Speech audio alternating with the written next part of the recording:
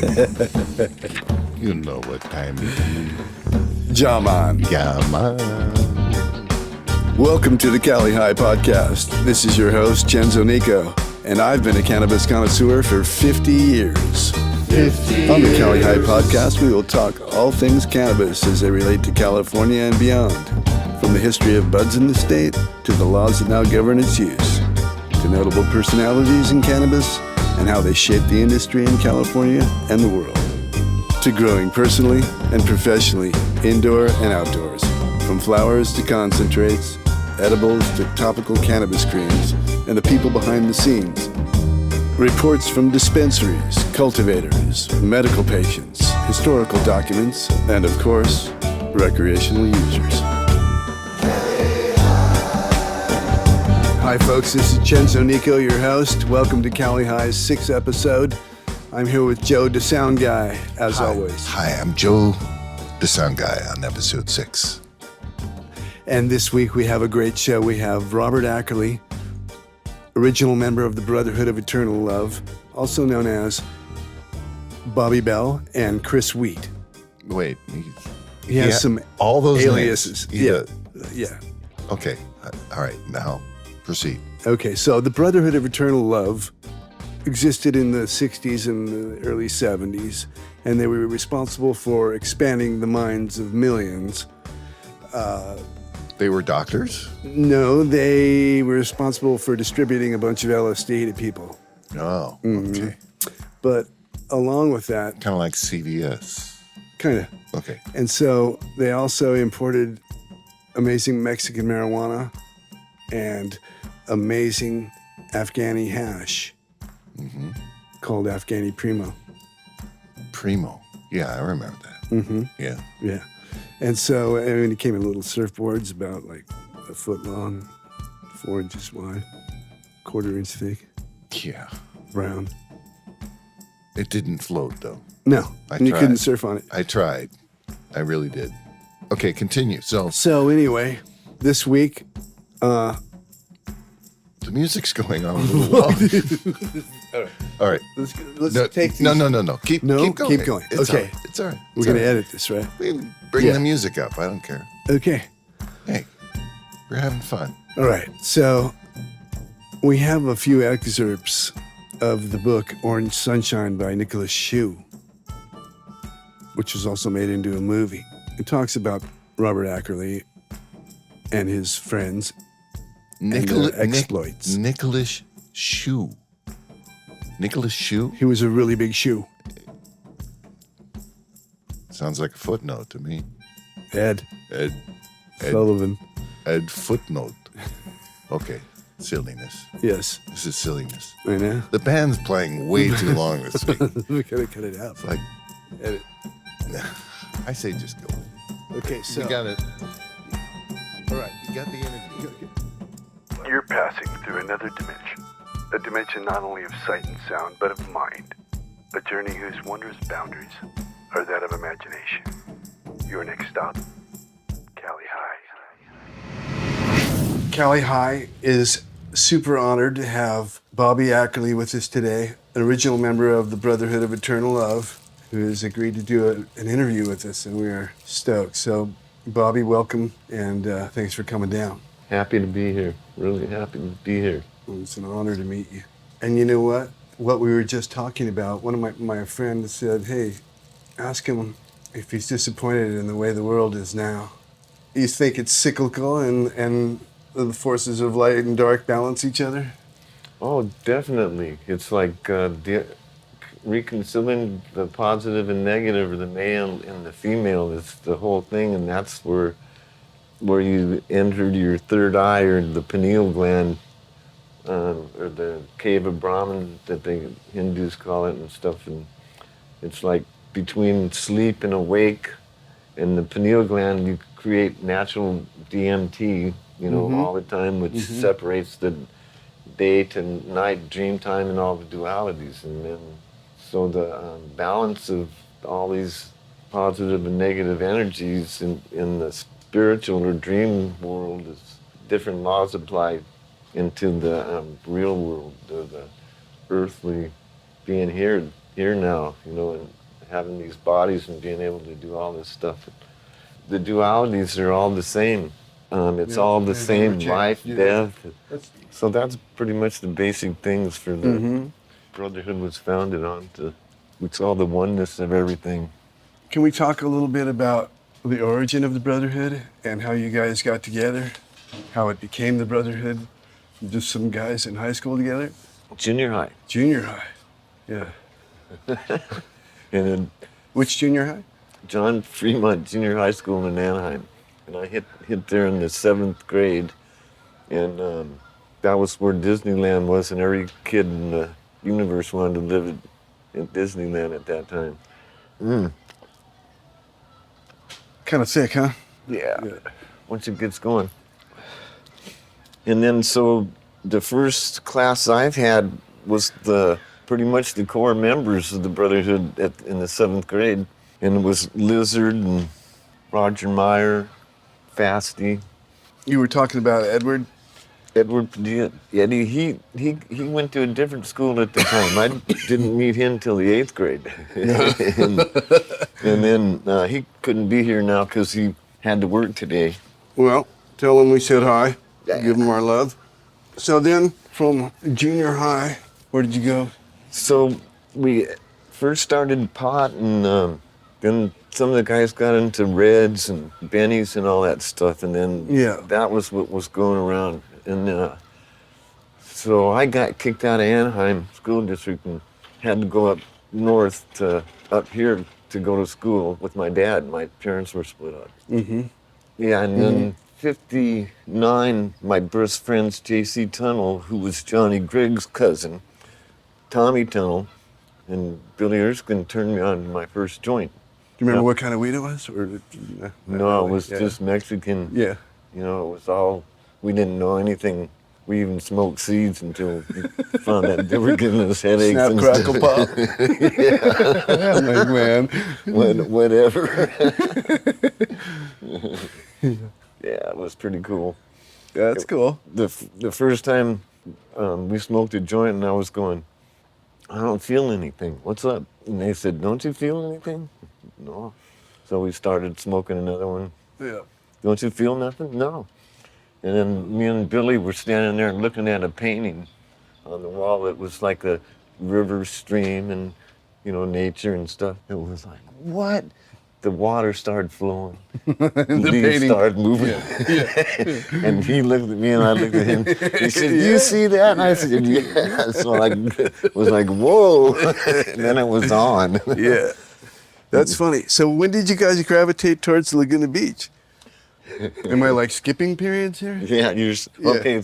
So that was the pot thing. And then 62, I went in the service because I had to go because we got in so many fights and stuff. And that was... Judge told you to join the service? Yeah, the police told me. I didn't even take it to the judge. And then we were smoking pot, and then Billy and JC were going to sign up, but JC had a record, and Billy flunked the test, and so I took off by myself. And so 62 to 65, I was on an ammunition ship. You were in the Navy. Oh, I think we talked about this, right? Yeah. We're both Navy guys. Yeah. Yeah. And what was your rank? I made it to 3rd class quartermaster. And your job was? Navigation. Well, that's cool. I'm freezing. Yeah, and so I got to serve Hawaii in 62 because I was on the USS Mauna Kea. And for 3 years, we were offloading ammunition in Vietnam, getting ready for the war. And then I came back. 64, we were in Tonkin Bay when the war supposedly happened. And we didn't see anything. I didn't see anything going on. And our ship came back to the United States, and I got out in January 65. I'd gotten in a fight with 6 Marines in the Philippines. And, and then when I got back, I was going to college at West Valley College in Saratoga, and I went down to take some acid with my friends, JC, and all these guys from the Brotherhood, Billy and all the Tommy Tunnel and Mike Deason and all our local friends, and it was like, hey, what's it like a red? Reds, you know, or downers. Or Barbiturates. barbiturates. I was familiar. They were still around when I grew up. Yeah, really, big time. And even in the service, they used to give speed to the officers when they came back home hungover. You could go in and get some speed, you know. But anyway, when I took acid, I've never been in a fight since then. Uh-huh. Yeah. Yeah, different. Yeah, amazing how that works, right? Yeah, and I saw everything turn to one cell. Slightly more enlightening. The than ocean and the barbiturates. sand. Yeah, big time. That's what lightning happened to me. It was like, whoa, everything was breathing. The whole universe was breathing in one cell. It's like, wow, this is God. Mm-hmm. Everything's connected. Yeah. And you can see it. Who came up with the actual name? Chuck Mandel. And then he Yeah. was a surfer brother that brought Mike Henson and, you know, Leslie Potts and all those guys, and Herbie Fletcher and the Hawks. And that was Taken. about what year was okay, well, when we were started taking, the Brotherhood, you know, ripped off the acid in Hollywood. JC gave him the gun. And, that? Oh, right. I read about that, yeah. Tommy Tunnel went and From stuff. some famous person's house or at the time.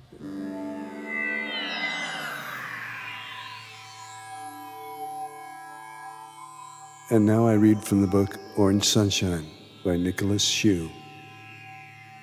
Tunnel told Ackerly that he and Griggs had just learned about a drug more powerful and much stronger than heroin, LSD.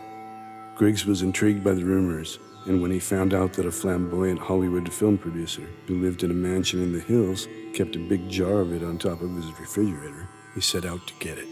According to Eddie Padilla, Griggs dropped by one day, told him of his plan, and asked to borrow a gun for the mission. I said no gun, Padilla recalls. Just walk in and slap somebody and tell them you want the acid and they'll give it to you, guaranteed. Griggs shook his head and left. He later told Padilla that Tommy's brother, J.C. Tunnel, found him a gun. The two of them went up there with ski masks and stole that acid. It was still legal, but that's how John got his acid. That night, Griggs, Tunnel, and Buffalo, dressed up in their brimmed gangster hats, donned overcoats, and armed themselves with handguns and shotguns. They drove up to the mansion, barged into a party that was taking place, and stuck their weapons in the face of the hapless producer, who promptly handed over his stash of LSD. And now I quote Chuck Mandel, a surfer in the group. After he, Joe, and Tunnel robbed those people in Hollywood, they brought back that LSD and took the stuff. They must have had a pretty wild experience, because John told me they went to the guy and gave it back to him. John apologized to him and said he wanted to know where he could get some more. Some more. Then they came back and took acid. So Joe Buffalo and John, Joe was an older guy and he was the heroin connection. Those guys were all doing heroin and stuff, you know. And so Carol, they were living at the French Quarters at that time. JC and Eddie Spaghetti and his wife and Johnny and stuff. Where were the French Quarter? In Anaheim apartment complex. And they were dealing all these pills and stuff when they first started taking the LSD. Well, John was in the bathroom and had a gun. JC got him the gun for the robbery, and he was going to say, oh, my kid took the first acid. His kid grabbed one of the pills and took it, and it was like a baby. Joe said, take some of it and see what it does. And then so they got JC to take it, the first one. And then JC was the older cousin. He kicked John's ass and blah, blah, blah, you know, the alpha male. This is before the Orange Sunshine? Oh, way before that. That was the Sandoz stuff. The pure stuff. Yeah. And then JC took some and said, hey, it's God. And then everybody started taking it. And Joe Buffalo went the pathway with the heroin, and John went the LSD pathway. So they were big time Two partners. roads diverged in a wood. Yeah, and then I ran into Joe in jail when I got busted for the Brotherhood years later and gave him some acid and stuff, and he was in there for murder. And then later he was in Hawaii when Chuck Mandel got busted, and he got Chuck out of the hole, and Joe was the guy that if they told you to leave the island, he would make sure you left. Yeah. And it's like, whoops. And that gets into interesting stories about Maui and stuff, and the mob and the police, and no, it's all the same stuff. Yeah. Hey, I have this one question here. Oh, Majestic Canyon, after the French Quarter, we moved. Yeah. They moved, and then to Fountain Valley, John bought a house. We're talking about how we got to Laguna. Yeah, then, totally spaced. And then everybody got out of Anaheim because, it was the first pot bust ever. Johnny Valal and Travis Ashbrook snitched off 40 people and stuff. They were all taking acid and then said, go out and experience and stuff and pushing the Jesus stuff and everything, because that was the only thing we had to relate to in yoga at that time. And then somebody said, well, what John and Carol wanted to call it the Church of the Sleeping Angel. Oh, this was the Majeska Church in Laguna Beach? Yeah, that's after. Was it Wonderland? No, it was somewhere. I'm not quite sure. Yeah. I was up north going to college. And then Chuck McNeil said, what about Brotherhood of Eternal Love? And then everybody said, yeah. So that's where the name came from. Then they moved to Laguna because they wanted to get as way out of Orange County as possible. And they got a job as a county working for the county and stuff. And then moved into Dodge. And that was the start of Laguna. Yeah.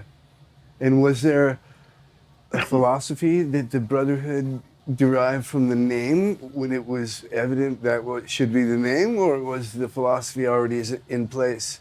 The philosophy was already in place, and so being we tuned in to, the pineal gland, and it opened all up the receptors, we started expounding on all and looking for, seeing the connections of life. Exactly, and the oneness of all of the unity and stuff. Do you think you guys were responsible for starting a hippie movement? Or the psychedelic movement? I think we didn't start it. You didn't? But you were certainly influenced. Way back in Egypt, before Egypt and stuff. This has been... This is Cali High, so we're kind of trying to be Cali specific, but yeah. Well, so what we did was we sold it and pushed it around the world, bigger than anybody. We were the messengers. We were the messengers. We sold Owsley's acid, everybody's acid, between San Francisco and Laguna, because I knew all the Dead and the Owsley and was with the Owsley in '65 in Pasadena. So what form did the Owsley acid take? Was that blotter or like window paint? No, what was it? It came out like purple haze tabs. Purple tabs. Yeah, and then Pink Floyd played. Yeah. They had pink ones. When the Velvet Underground, they had white. When Blue Cheer played, they had blue Levi's and stuff, and they were color coded. But other friends of mine were making other tabs. There was a big thing to buy the tabbing machines and stuff and everything. This is '67 and '66. That was more the Orange Sunshine, or the Orange Sunshine came out a little bit later. So I was down there at Dodge and took the first batch of Orange Sunshine. Me and Tommy Tunnel took it, and Johnny gave it to us. And Tommy Tunnel's JC's brother was John's cousin, right? So they came from Texas with their families together and all that kind of stuff. Yeah. Interesting. So, since this is a podcast about cannabis, and you guys were some of the first and biggest cannabis and cannabis concentrate importers in California, importing marijuana from Mexico and hashish from Afghanistan, can you talk about those early adventures a bit? Yeah, when the Brotherhood was formed after Laguna and stuff. Well, I was in San Francisco, and people were bringing me loads, and they were bringing loads to Laguna and stuff. So of the hash? No, are we talking of the pot. Weed. Yeah, the pot was what we first started on. And right, Mexican weed. Yeah, we were moving 500 pounds at a time in 3 days in San Francisco, and then Johnny took a load and did it in 2 weeks in New York and stuff. And it was just starting to grow and everything. And how was it? It was good. It was all various kinds, and there was a lot of sugar weed. They'd pour Pepsi to keep the dogs or something from smelling it and bringing it across. Those were kilos. That was funky. Kilos. Yeah. I didn't like that. Yeah, we didn't like No. that. That was like, No. oh. I remember Oaxacan, Zacatecas, Guadalajara. Well, I think somewhere around there. Eddie hooked up. Guerreran. Eddie Padilla hooked up with the Sinaloa connection that Papa, and he brought a load up to San Francisco and got busted for it and had to split, and then he went down to Mexico and got the Oaxaca and all that stuff, and then they got the sailboat, the Affy, and sailed it to Hawaii when the Brotherhood was living over there, but that was later from Dodge City and Laguna and stuff. But So how did the boat trip end? They got there, right? oh yeah, they got there. They sailed. Because that was the part where I stopped reading. So you got to tell me. They were on their way and they ran out of gas or diesel, and they were way off course. And Joe Angelini finally found in the direction and told them, and then they flagged the Swedish freighter down and they gave them gas, and they had all this Oaxacan, just big spears in the cabin, just uncovered and stuff. And then they're waving everybody, tourists, and waving them goodbye. And then they sailed into Hana, and then Mad Dog and Gordon and all them guys got the boats and went out and started unloading the pot. And then Eddie looked up and said, "Wow, that looks like a lightning bolt." And so that became the lightning bolt. Was the load, was the name. And Jerry Lopez started his surf shop and lightning bolt surf and stuff. And that was the original seeds from the Maui Wowie that's here today. Yeah. So that's where those seeds came from.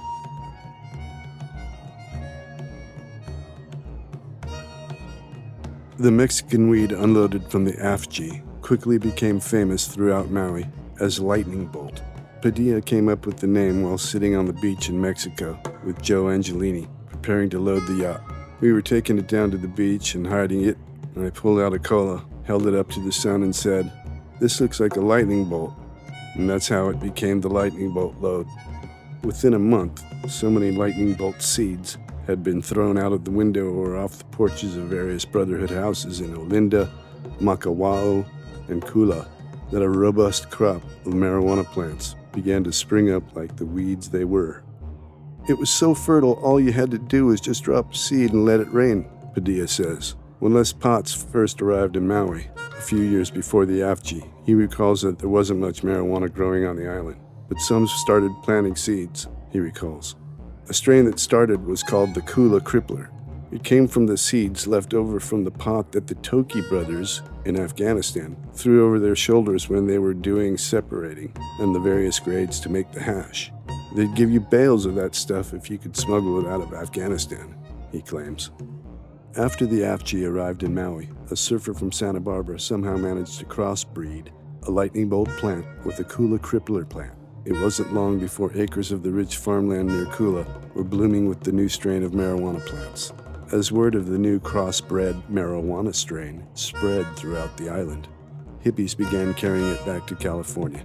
Brotherhood smugglers like Fat Bobby and Johnny Gale began shipping the weed to Laguna Beach, first in suitcases and hollowed-out surfboards, and then in everything from falsely labeled cans of soup and vegetables to cars and boats and airplanes. Named in honor of the Brotherhood's island utopia, the high-grade pot became a worldwide phenomenon, more famous in some circles than the island itself. I guess the Brotherhood served its purpose by bringing those seeds to Maui, Mundell allows. It was pretty popular stuff. It was Maui Wowie. Wow. And that's the story of how Maui Wowie got to be Maui Wowie. And then, the hashish and the pot was coming in at the same time, and we were in Maui, and then Jimi Hendrix came over and made Rainbow Bridge and stuff. And So what got him to come work with you guys? that was Mike Henson. And then Leslie Potts had turned Jimmy on to some LSD in '64 at the Huntington Beach, quoting Leslie Potts. And Jimmy spent the night at his house, and he turned him on some LSD and stuff. So they kind of knew who he was. And then Henson got him into Chuck Wine that produced it. And then Dr. Bonner gives the speech, the thing, and it's all about psychedelics, cocaine, and surfing and your inner light. And Yeah. Eastern. It's pretty much a Yeah, good movie to I see. couldn't find it. I found a few clips on the internet where he like carved little sections out of the surfboard where underneath was the hashish. That was Yeah, and I guess that's a they favorite part of started people's. when the cops found out about that. They started busting everybody's surfboards, but they did a lot with surfboards. One of the From first, Europe, even. one of right? the other Yeah. brothers did a thing with the surfboards and stuff. Made one of the first ones that went to Afghanistan and got some hash in it and brought it back. What's surfing? Oh, I showed him a surfing book. Interesting. David. Yeah. David Swamiju, we call him. David Hall. At what point do you think that the Brotherhood had peaked in its idealistic phase? Depends on who you talk to and stuff. It's like, to me, it was, it's still going on. Right. You know, these laws and the truths are all the same forever. So different people in different times had tuned in to them and stuff. And genetics and DNA, we're all 60th cousins at the most, you know, farthest. Yeah. And, you know, so it's all proven now that we're all one. So it's like, oh, gee. How many of the original members are still around? On our Facebook page, the Brotherhood of Eternal Love on Facebook. And you can find all that out on going to the Brotherhood of Eternal Love.org. That's our store. And then you go to the history channel, the Weebly History, and everything's free. And then so the information and all that is educational and stuff. And most of all I'm saying is on the website and stuff. But we're actually still communicating, and you know, there's a bunch of us on that Facebook, but there's some members not in good standing with the Brotherhood that we don't let on there and stuff. So it's like, bless everybody, but I don't want to hang around over there. No. What do you hope that your legacy leaves the world? Oh, well, the same principles that, you know, that every religion is based on, every philosophy, every science is based on, and it's what gives duration to all of this stuff. And so are we the dream or the dreamers? Are we the computer game? And it's all real. It's all whatever, man. It's Did like, you think that society would be further along towards this enlightenment It's- at this point? Are you disappointed, or what do you think? No, it's like I'm not gonna try to figure out the divine plan, you know, unless I could see every point of view, and I only see mine because I'm limited. Not like spirit that, you know, doesn't have the limitations of this world, rather than the dream world and stuff. So I think all of those spirit guys over there are just trying to get in line here.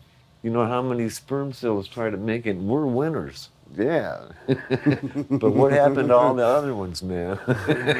Same thing happened to all the other universe, and it Yeah, don't matter. the world can be cruel. It don't matter. You good and evil are always going to exist. It's up to people to be good or evil, and then if you don't say it's wrong, you're saying it's right. You got to stand up and say, hey. Well, looking back on a 50-year or so perspective, would you have done anything differently?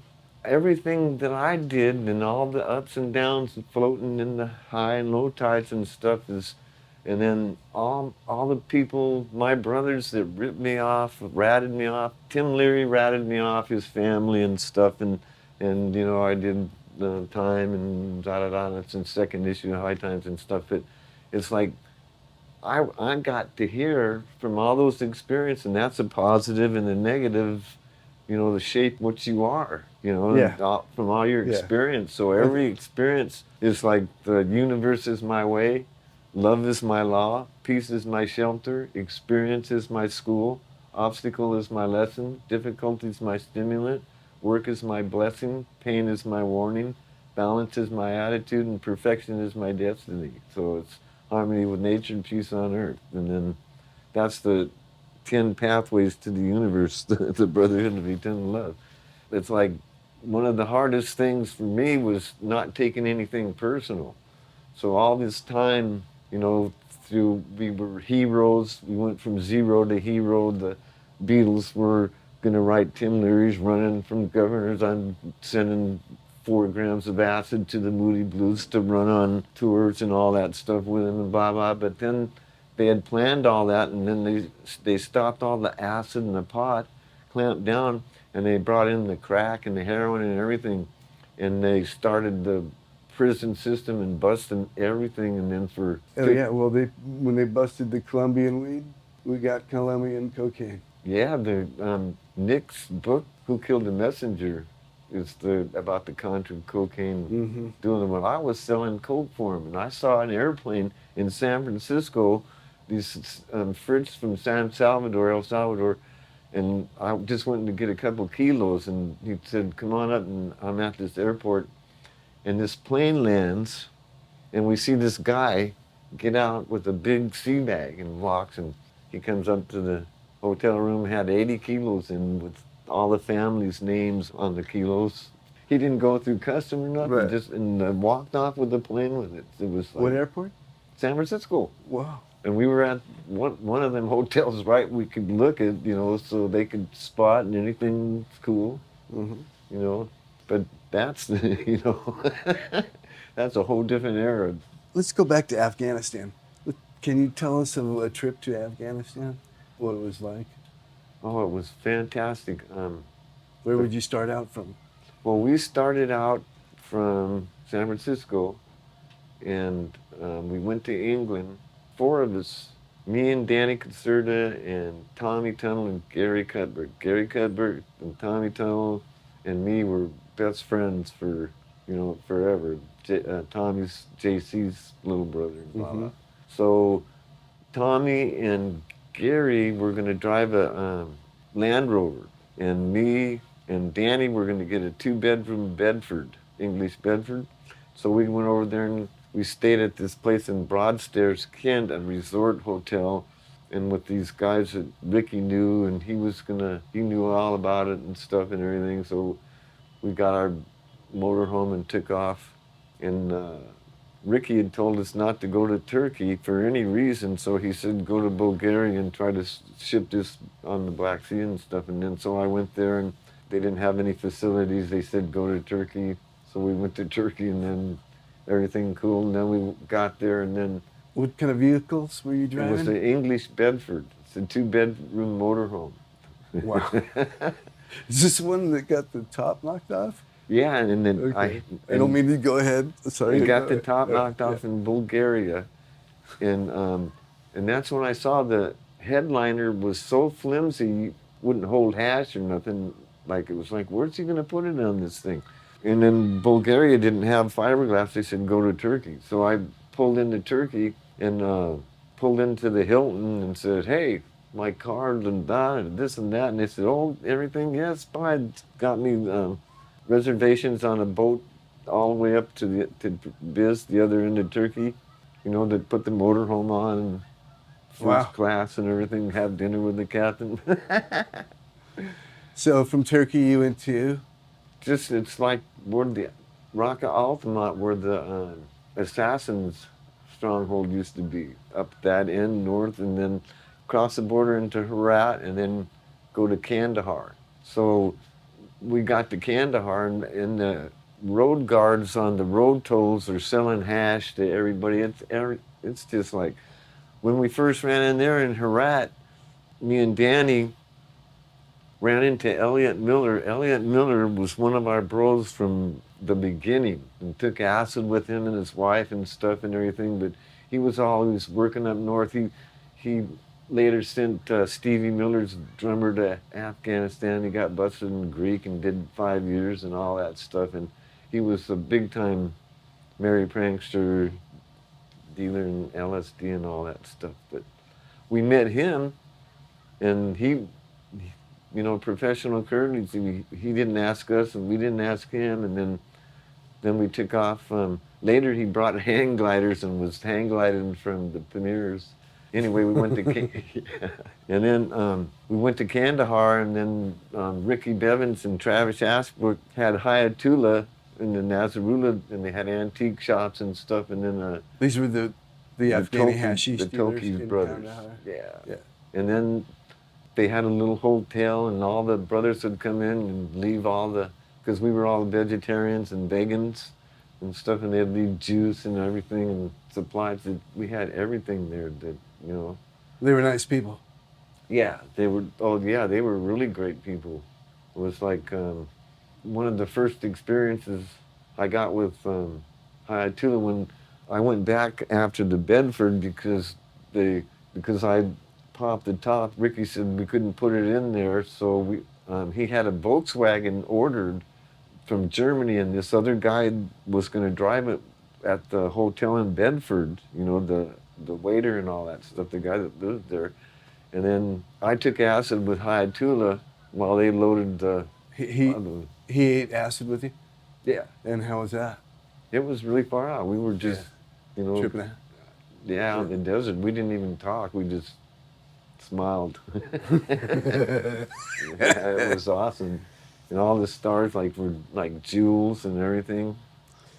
Then you smoked the big pipe, and it was amazing. Was he well connected in Kandahar?